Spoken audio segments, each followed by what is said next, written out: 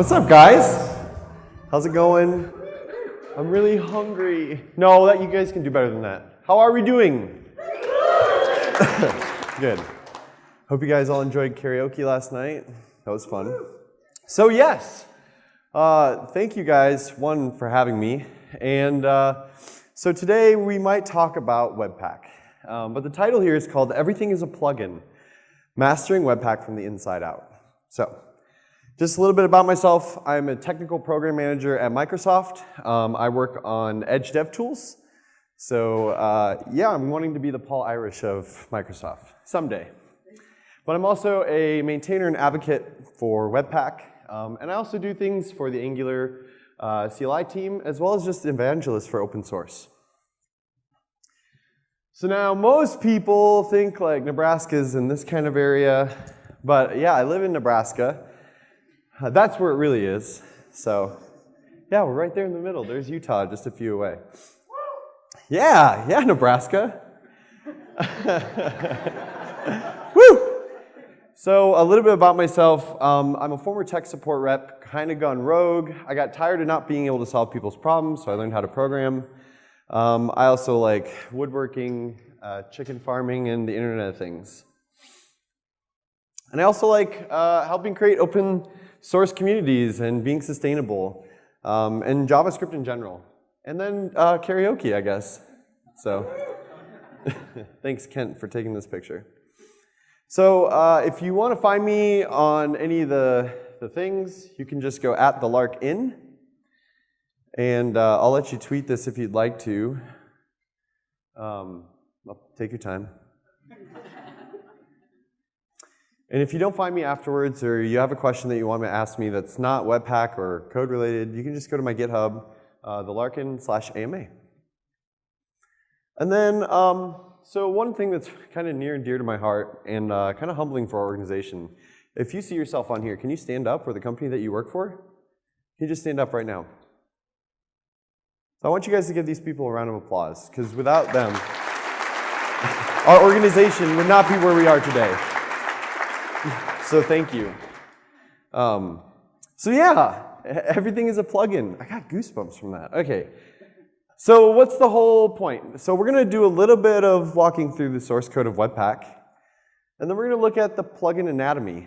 What makes a Webpack plugin? And then we're going to have ultimate power. But kind of this underlying idea is that we want you to understand how Webpack works under the hood and not just its configuration. One, because we want your help in contributing. It's a great opportunity. If it's something you love to do, then we want to support that. So before we begin, we're going to talk about this little class that we call TapAbul. Who here knows what TapAbul is? Actually, who's written a Webpack plugin? Okay, cool. So we're going to learn a lot today. All right, so TapAbul is this 230 line plugin library, and it's the backbone of Webpack and the plugin system.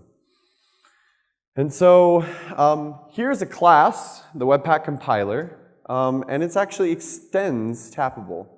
And what it allows to happen is it gives us these little methods called apply plugins async or apply plugins parallel. You'll see a whole bunch of different ones if you're in the source code ever.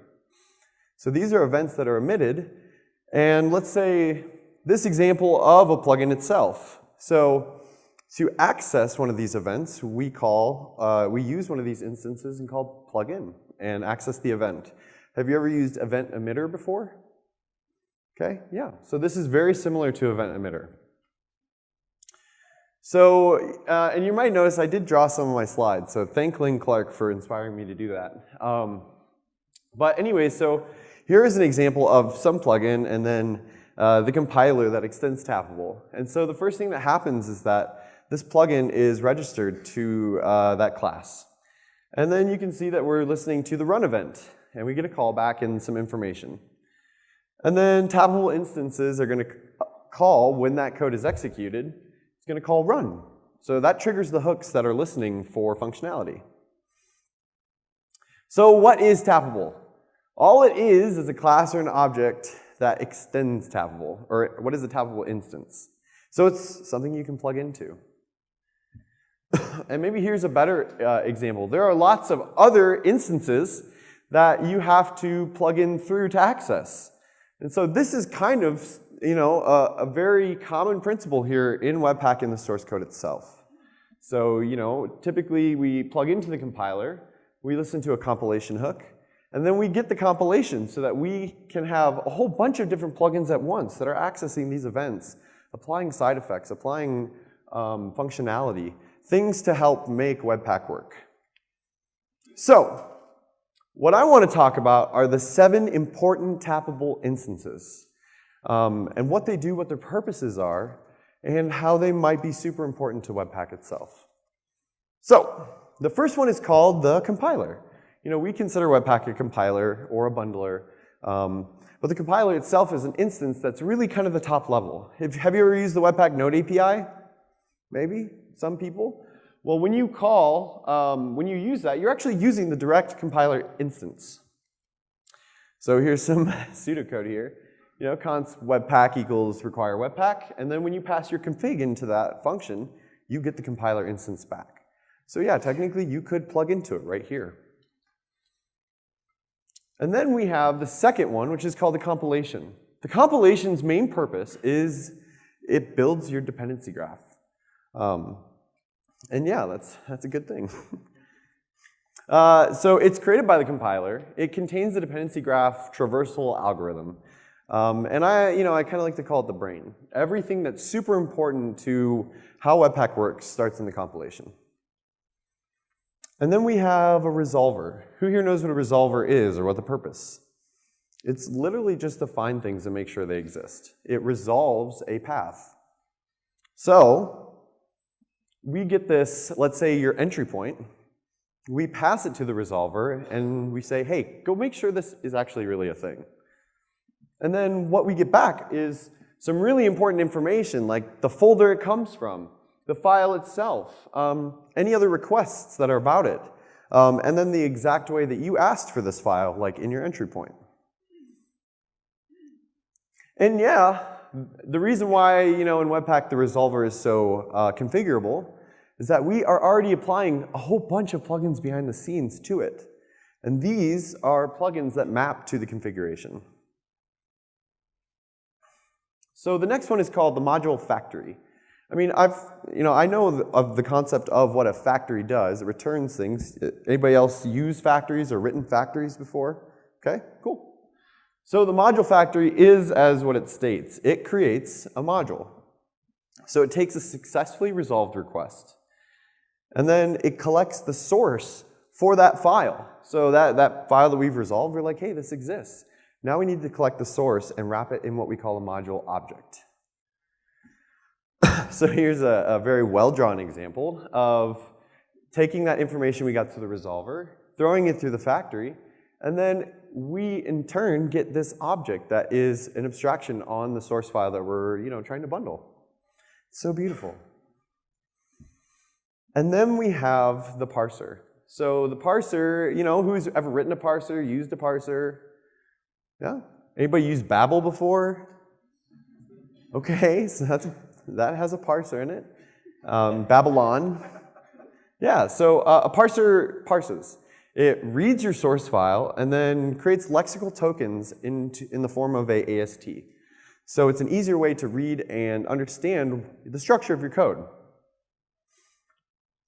So, but what's super important and awesome about the Webpack parser is that this is how we understand what other dependencies exist in your graph. So we'll read a single file like the entry point, and then the parser will it'll walk through all of your code in that file, and it'll look for require, import statements, and we call these dependency statements.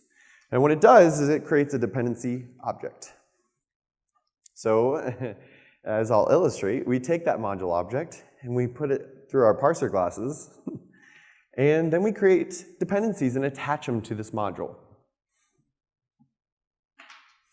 And then finally, probably one of the coolest instances, and I'll explain why, is the template. So who here knows what like a template is, and just you've used templates before, right? Okay. A template, all it does is take data and bind it to a view. Well, in this case, your view is going to be the code that Webpack emits. So it creates code that you see in your bundles. That's the purpose of the templates. So what we do after we have a graph is that we need to put these modules and flatten them into a container, and we call that a chunk. But you can see here kind of it's just an array of these modules. But then we have a template for every single kind of these containers or abstractions. So we have a main template, which is for your Webpack runtime. We have a chunk template, which is for the wrapper that creates an array for each of these functions. We have the module template, which looks like these closures around your source code. And then we have dependency templates, which are super important because there is a different flavor of module or a dependency type. And so we need to have very specific transforms for how we're going to lay that out in the bundle. And so you can see here the result of doing a render. It's your Webpack code. And it's your bundle. So, I mean, let's take a look at what we just learned, and I'm going to go through the whole process now. So we start with the compiler, and we're going to pass options into our configuration. It's going to call start, and we're going to pass this to the compilation, which will send an entry point. But we don't know if it exists yet. So we need to send it to the resolver. And it's going to go through this abstraction called the input file system. But it's going to read and make sure that this exists. And then it's going to go through the module factory and create us a module. How nice is that? And then if we have loaders or rules for how we want to transform this object, we're going to go through them. And if not, we're going to go ahead and send it directly to the parser. And what that parser does, like we learned, is it's going to create an AST and find all the dependency statements, requires, imports, dynamic imports, require ensures, AMD ensures. And then it's going to attach dependencies to them. Beautiful. But now the best part is that we're going to recurse because these dependencies are unresolved. So this is how Webpack creates your dependency graph right here. That's the entire process. But how does it render? So I have a little story that we can go through. So hey, I'm a module. I can't wait to be in the browser. Whoa there, cool your jets. We need to get you into shape first before you're ready for the big stage. First, I need you to jump in this container called a chunk. And we're going to be throwing a bunch of plugins at you. And we don't want to lose track of you while we do that. Wow, this is cozy. I've been all shuffled around and sorted topologically. Are we there yet? Are we there yet? Almost there, but we have a problem. Those require statements and import statements cannot be in the browser. So they got to go, and so the parser gave me special instructions for rendering you. These are called dependency templates, and it's made through the dependency factory. And then, whoa, I'm finally rendered. Browserland. Browserland, whoa, what did I write there?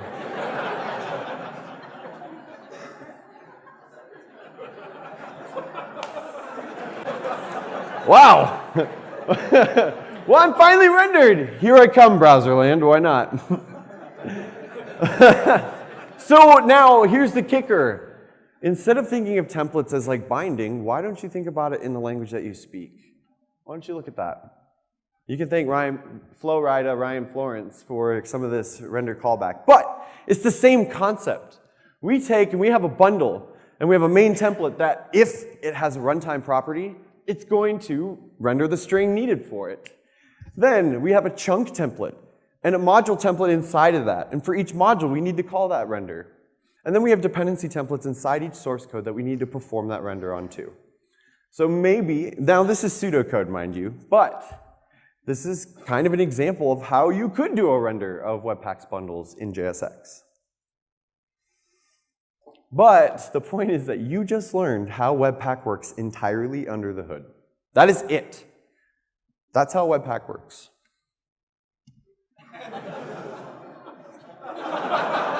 Yes! That's how it works.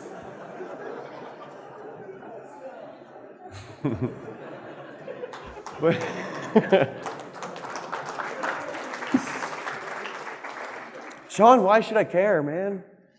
I'm just writing, I just want to write some React. Well,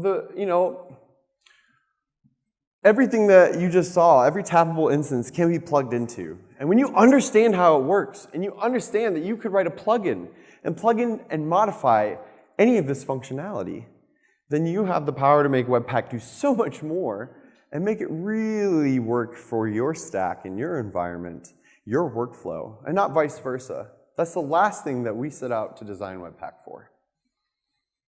And so you might be like, Sean, where can I start? So if you want to take a look, I actually created a repo for this talk, and it was a workshop originally, but you can go ahead and go to this GitHub, clone it, and I have a whole bunch of Git tags that are designed to teach you different plugins that you can do and you can set up. So go ahead and take a look at it, run npm install or yarn install. Feel free to even submit a PR if there's something broken, which I don't think there should be. And they're the 3 commands that you can run. But then if you want to just learn more about Webpack, and this was way too complicated, check out Webpack Academy. It's something I created for our organization as a platform. And I just have free content on there right now. But it's meant to just be able to teach anybody from having no experience to a whole bunch of experience. And then take a look at Artsy Webpack Tour. So there was a point in time where I had no idea how Webpack worked. I started enjoying the core team with 1 commit. And so to be able to actually talk about Webpack, I literally went through every source file and documented the entire flow and path. And that's what allowed me to do this talk. So you can take a look at the annotations. It's really helpful. And then come on by webpackjs.org/concepts. And then, Sean, this is so motivating. How can I help? So, you know, there's no wrong way to help contribute to our organization. We love triage, working on our loaders and plugins, our documentation MVPs. You can join Webpack Contrib, where we have all of our loaders and plugins, or just use Webpack. We love it. And we love that it empowers you guys to do more. And then buy some swag, because these shirts are great. And again, if you want to be like the people who stood up and become an investor in this project and really be a shareholder in our direction, then go ahead and contribute to our open collective. Or go talk to your boss and we can set something up.